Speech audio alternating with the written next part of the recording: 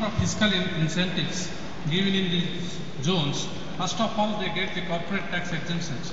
This income tax benefit it extends up to 15 years. First 5 years they get 100% income tax exemption. Next 5 years it is 50%, and after 10 years, if the profit is plowed back and invested, then they get again 50% tax exemptions. In addition to this tax exemption, these raw materials which are used for production or manufacturing purpose, that is exempted from any kind of duty. VAT exemption, excise exemptions, these exemptions do apply to the special economic zones. And in addition to all these duty exemptions, they get a kind of hassle-free environment where, because it is a custom-bound enclave which is specially promoted for the industrialists. So, all the facilities are extended without any inspector Raj which was earlier prevailing.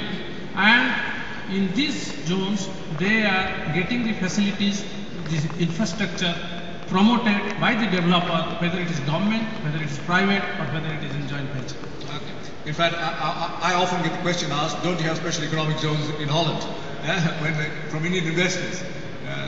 We don't have them, unfortunately. We don't have these lovely tax holidays. And finally, I just want to ask, given the current global economic crisis, which sectors of the Indian economy are still holding up well and best to invest in? What are the most attractive sectors? You see, IT is still holding their flags, because out of the 560 odd special economic zones approved, more than 180 are IT zones.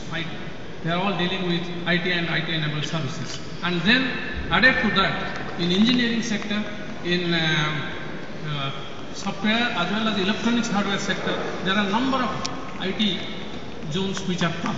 So, IT, gems and jewelry, and also in engineering, they are doing quite well, and because of supply of manpower, skilled manpower as well as unskilled manpower in other textile sectors and other sectors, and the employment generation in this sector is very, very high.